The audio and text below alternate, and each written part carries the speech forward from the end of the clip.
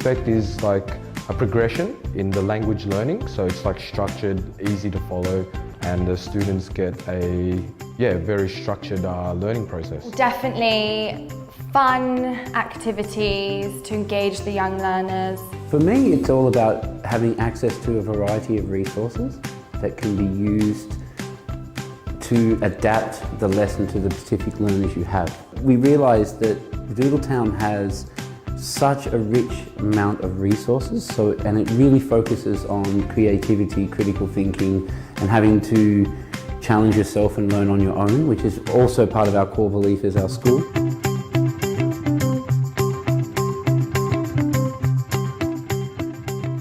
The young students are definitely difficult to keep managed, well-behaved, participating in class. They definitely need some engaging activities to connect to the material. So Doodle Town does a great job of having lots of skills-based lessons, whether it be making something or using a high degree of realia. So I think and really great song lessons. So I think the students are definitely engaged just by the material. They want to participate. Well, the first thing that comes to mind is concentration. Kids obviously of this age span don't have a very long concentration span, so having something that's engaging but that at the same time allows them to work together, critical thinking, anything related to that really helps. Just keeping them engaged all the time. A lot of teachers, they have this obsession that young learners need to have behaviour management systems, like a reward for doing something, but the student's reward shouldn't be a sticker. The reward should be that they're learning and enjoying the class. So I would say when I've used this Doodle Town, but just for myself, we don't have reward systems, because if the course is engaging enough, the kids don't need to be motivated because by silly rewards or extra extrinsic motivation. So I think that's the key to teaching young learners, is having enough engaging content to keep them motivated to keep on wanting to learn.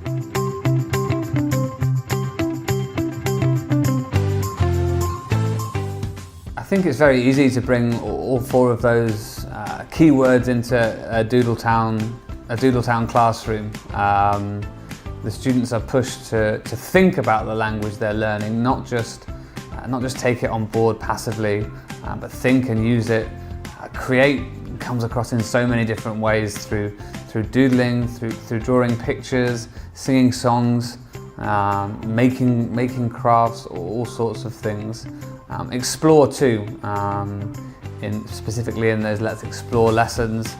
See the student do things that they certainly would never do inside a classroom, and really learn for themselves, which is great. Just, activities that force them to be creative, whether it be doodling, whether it be making things in that same way that stretches them to try to, think about things that they know in the real world and use English as a way to express that.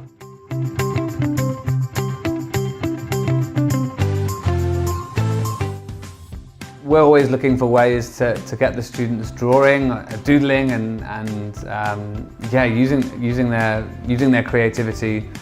In the most recent unit, when we were learning about body parts and faces, I had the students for homework draw a picture of me, and they brought it in the next class, and they were able to not only draw this but describe it as well. And let's just say some were more flattering than others. If students, they obviously can't write at this age, or they're just beginning to learn their letters, but having them draw things, I found that they perk up. But I had students, we were making items out of Play-Doh and learning what can you make. And a lot of my students were pushing their own English boundaries, making something and then asking the teacher what it was, then using that word throughout the rest of the class. And pretty soon you had maybe 3 words that were supposed to be the vocabulary, but we learned maybe 10 words that day, new animals that the kids would have never thought of. So it definitely, the creativity pushes them to want to use English to do what they're interested in.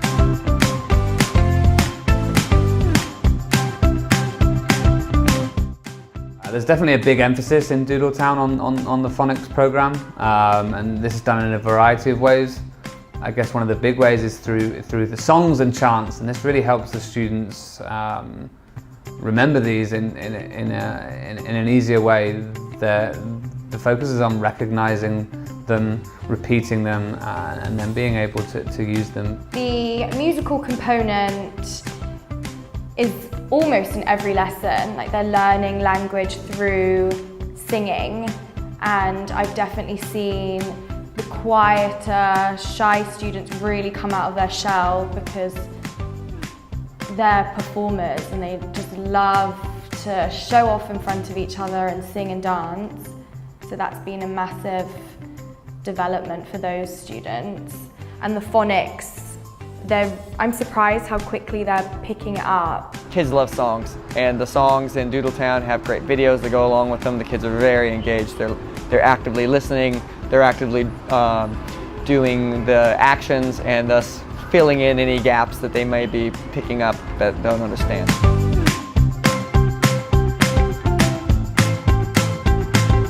Recently we've finished a topic on body parts of the face, so eyes, nose, mouth, and yeah, both me and my students have really enjoyed this topic. We've sung a lot of songs. The open and close song in particular went down well. We've also done a lot of drawing of our faces and each other's faces, which yeah, has been a big hit in our class. My students really enjoyed the I Have One Mouth song. They were able to take that and make monsters out of it. One monster that has 4 eyes and 2 mouths, so they had a lot of fun with that. And I think the song was fun because you could have them sing along to the karaoke version and make their own song about a silly monster, so I think they really enjoyed that.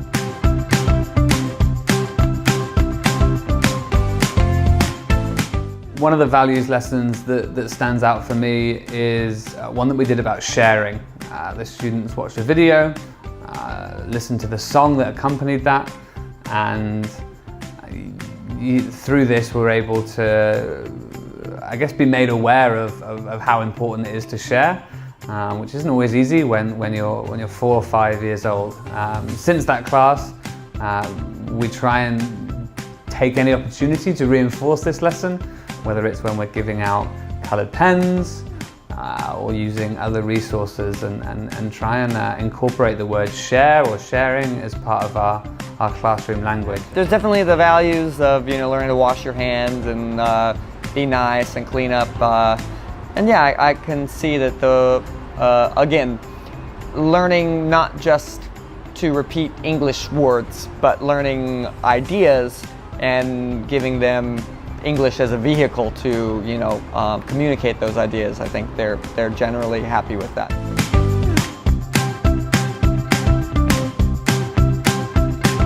It's helped my students in terms of creativity. And I don't know if it's school or society or things like that, but they have an issue with thinking outside of themselves or for themselves. So for example, if one kid says, I like blue, then everybody likes blue. And Doodle Town expands vocabulary, which is really nice. We have a game, for example, with my students where anything that we've learned, we come into class and you ask a question about it or you elaborate on it, just to kind of see how much they know, and there's a lot of resources that we get from the book. Okay, so with the development of math and literacy, the books help a lot. What they do is there's a lot of circling and cognitive thinking and critical thinking, ordering patterns, so that's a lot of math involved in that. Doodle Town gives students not just a broad education in terms of the English knowledge that they take on board, the phonics, the vocabulary and grammar, but also gives them a lot of confidence, I think, in using the language that they know. I think just that, that it gives them not the idea of English being this hill that they have to climb and master, but as a vehicle for themselves to communicate better with other people.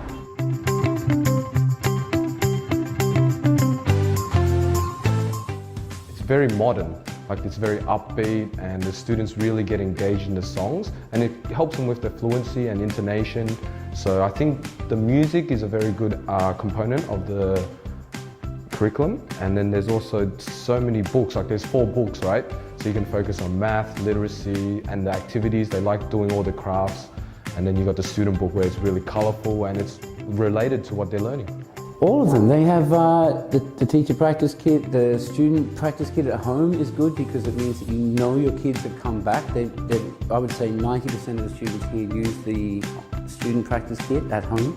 So they're doing the videos and the games and the vocabulary practice.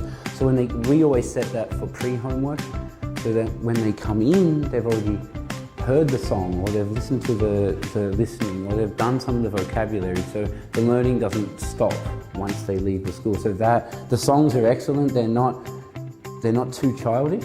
So they're a bit more up to date. The Teacher's Edition book is fantastic when it comes to planning my classes. It's full of lots of different ideas for activities, for ways to present language, and for ways to use all of the resources as well.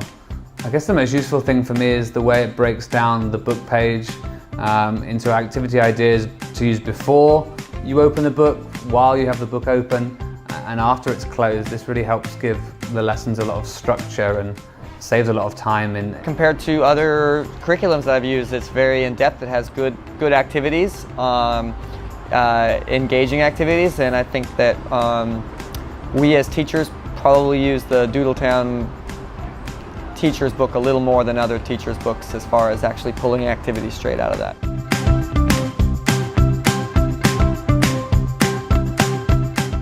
The students all have copies of the activity book.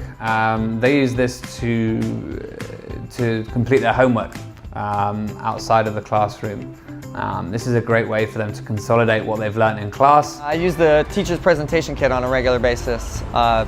It's excellent, easy resource to have all of your lesson resources right there on the whiteboard.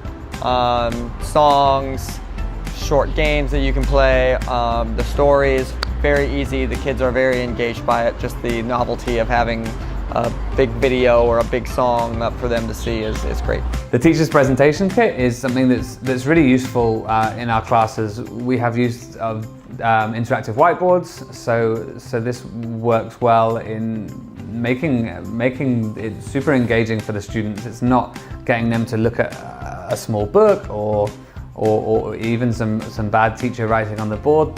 The book is really brought to life through that.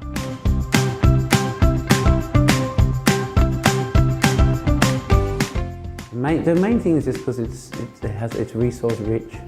There's a lot you can get and use and adapt, and teachers aren't the same and students aren't the same. There's no two students that are exactly the same and no two classes are exactly the same, so there's no way you can teach the same thing again twice, right? Which is, I've taught the same course in Doodle Town to different students and I don't teach it the same way. Each week I have exactly the same level and unit, but I don't teach it in the same way. And that's what Doodle Town allows you to do, because this class likes singing and dancing, and this class likes colouring and writing and more intuitive things. So yeah, it's resource rich. That's what I like about it. If I was presenting it to a new school, I would introduce the key philosophies, the sort of background, what the thinking with the course was. It's focused on 21st century skills. And then I would try to give teachers a breakdown of how it actually functions, what different types of lessons to be expecting. And then at the end, maybe throw in some ideas of maybe some activities that could be used. But I would certainly give a background as to what teachers should be expecting once they step into this.